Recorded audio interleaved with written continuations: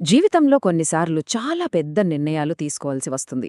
ఆ టైంలో భయంతో, రకరకాల సందేహాలతో మనసు పనిచేయడం మానేస్తే పరిస్థితేంటి? సరిగ్గా ఇలాంటి ఒక పెద్ద సంక్షోభంలో చిక్కుకున్నాడు ఒక గొప్ప వీరుడు. అతన్ని మళ్లీ తన కర్తవ్యం వైపు నడిపించడానికి ఒక శక్తివంతమైన పిలుపు ఇవ్వబడింది. ఆ పిలుపే ఈరోజు మన చర్చ. పదండి, భగవద్గీతలోని ఆ కీలక ఘట్టంలోకి వెళ్దాం. అవును, ఈ ప్రశ్నతోనే అంతా మొదలవుతుంది. మహాభారత యుద్ధం మధ్యలో అపారమైన శక్తి సామర్థ్యాలున్న అర్జునుడు సరిగ్గా ఇదే సమస్యను ఎదుర్కొన్నాడు. అతను తీసుకునే నిర్ణయం మొత్తం చరిత్ర గతినే మార్చేగలదు. ఒక్కసారి ఆ సీన్ ఊహించుకోండి. కురుక్షేత్ర యుద్ధభూమి. రెండు వైపులా సైన్యాలు యుద్ధానికి సిద్ధంగా ఉన్నాయి. శంఖాలు పూరిస్తున్నారు. అప్పుడే పాండవుల వైపున అత్యంత ముఖ్యమైన యోధుడు అర్జునుడు ఒక్కసారిగా కుప్పకూలిపోయాడు. తీవ్రమైన నిరాశలోకి వెళ్ళిపోయాడు. అర్జునుడి వాదనేంటంటే, ఎదురుగా ఉన్నది తన సొంత గురువులు, తాతలు, సోదరులు. వాళ్లని చంపడం మహాపాపం, అధర్మమని. కాని ఇది ధర్మం మీద అతనికున్న ఒక అపార్థం మాత్రమే. సరిగ్గా ఇక్కడే శ్రీకృష్ణుడు కలుగజేసుకుని అసలు సిసలైన ధర్మమంటే ఏంటో చెప్పాల్సొచ్చింది. అర్జునుడి ఈ మానసిక గందరగోళంలోనే శ్రీకృష్ణుడు తన అద్భుతమైన బోధనను మొదలుపెట్టాడు. ఇది ఏదో ఊరికే చెప్పే ఫిలాసఫీ కాదు, ఇది చాలా ప్రాక్టికల్. మన లోకంలో మన కర్తవ్యమేంటో చెప్పే ఒక స్పష్టమైన పిలుపు. ఇక్కడే కృష్ణుడు స్వధర్మం అనే ఒక కీలకమైన మాటను పరిచయం చేస్తాడు. అంటే మనకంటూ సహజంగా ఉండే కర్తవ్యం. ఒక డాక్టర్కి రోగుల ప్రాణాలు కాపాడటం స్వధర్మం. ఒక టీచర్కి విద్యార్థులకు జ్ఞానాన్ని పంచడం స్వధర్మం. అలాగే ఒక క్షత్రియ వీరుడుగా ధర్మం కోసం నిలబడి యుద్ధం చేయడమే అర్జునుడి స్వధర్మం. కృష్ణుడు అంటున్నాడు, అర్జునా, ఇది మామూలు యుద్ధం కాదు, ఇది ఒక ధర్మయుద్ధం. ఎలాంటి అవకాశం చాలా అరుదుగా వస్తుంది. 32వ శ్లోకంలో చెప్పినట్టు ఇది అడగకుండానే తెరుచుకున్న స్వర్గద్వారం లాంటిది.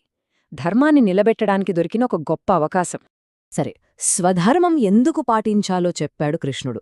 ఇప్పుడు ఇంకో అడుగు ముందుకేసి, ఒకవేళ దాన్ని పాటించకపోతే ఎంత భయంకరమైన పరిణామాలుంటాయో అర్జునుడి కళ్లకు కట్టినట్టు చూపించబోతున్నాడు. చూడండి, ఇక్కడొక లాజిక్ ఉంది. కృష్ణుడు చెప్పినట్లుగా నువ్వు నీ కర్తవ్యాన్ని వదిలేస్తే ఆ క్షణమే పాపాన్ని మూటకట్టుకున్నట్టు. దాని ఫలితమేంటి? లోకంలో అపకీర్తి, అవమానం. ఈ గొలుసుకట్టు ఎంత ప్రమాదకరమో అర్జునుడికి అర్థమయ్యేలా చేస్తున్నాడు.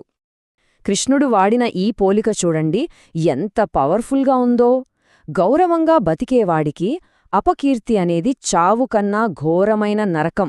అంటే బతికుండగానే రోజు చస్తూ బతకడంలాంటిది. అర్జునుడు ఎలాంటి సామాజిక అవమానాన్ని ఎదుర్కోవాల్సి వస్తుందో కళ్లకు కట్టినట్టు చెప్తున్నాడు. నీ తోటి యోధులు నిన్ను పిరికివాడు అనుకుంటారు. నిన్ను గౌరవించిన వాళ్లే చిన్నచూపు చూస్తారు. ఇక శత్రువుల గురించి చెప్పక్కర్లేదు. నీ శక్తిని ఎగతాళి చేస్తూ నోటికొచ్చినట్టు మాట్లాడతారు. ఒక వీరుడికి ఇంతకంటే పెద్ద నరకమేముంటుంది?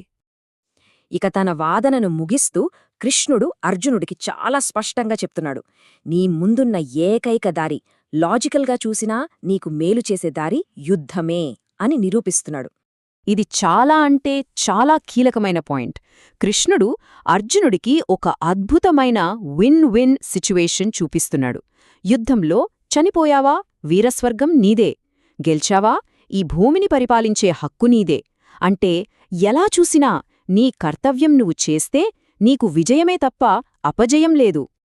ఈ ఒక్క మాట, ఈ సూటి అయిన శక్తివంతమైన ఆదేశం అర్జునుడిలో మార్పుకు పునాది వేసింది. ఇది కేవలం ఒక సలహా కాదు, సందేహాలన్నీ పక్కన పెట్టి దృఢ సంకల్పంతో లేచి నిలబడు అని ఇచ్చిన ఒక స్పష్టమైన పిలుపు. చివరిగా 38వ శ్లోకంలో కృష్ణుడు అసలైన కిటుకు చెప్తాడు. యుద్ధం చెయ్యి, కాని దాని రిజల్ట్ గురించి పట్టించుకోకు. సుఖం దుఃఖం, గెలుపు ఓటమే, లాభం నష్టం, వీటన్నింటినీ సమానంగా చూడు. ఈ రకమైన మైండ్సెట్తో పనిచేస్తే ఏ పాపమో నిన్ను అంటదు. ఇప్పటిదాకా మనం చర్చించుకున్న ఈ శ్లోకాలన్నింటికి కలిపి ఒక ప్రత్యేకమైన పేరుంది. ఇవన్నీ కలిసే అర్జునుడిలో ఒక గొప్ప మార్పును తీసుకొచ్చాయి. అవును, 31వ శ్లోకం నుంచి 38వ శ్లోకం వరకు ఉన్న ఈ 8 శక్తివంతమైన శ్లోకాలని ధర్మాష్టకం అంటారు. అంటే ధర్మం మీద చెప్పిన 8 శ్లోకాలు. అర్జునుడి మనసులోని ఆ గందరగోళాన్ని పారద్రోలడానికి కృష్ణుడి చేసిన ఒక సింహ గర్జన ఇది. ఇక్కడ మనం ఒక చాలా ముఖ్యమైన విషయాన్ని గమనించాలి.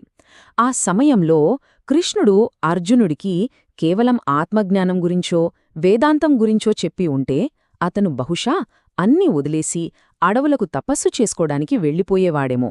అందుకే ఆత్మజ్ఞానం కంటే ముందు లోకంలో మన బాధ్యత ఏంటో గుర్తుచేశాడు. కాబట్టి కృష్ణుడి సింహనాదమనేది ప్రపంచం నుండి పారిపొమ్మని కాదు, ప్రపంచంలో ఉంటూనే మన బాధ్యతలను నిర్వర్తించమని ఇచ్చిన పిలుపు. ఈ ధర్మాష్టకం అర్జునుడిని మళ్లీ కార్యోన్ముఖుడిగా, ఒక కర్మశీలుడిగా మార్చింది. ఈ ప్రాచీన జ్ఞానం మనందరికీ వర్తిస్తుంది.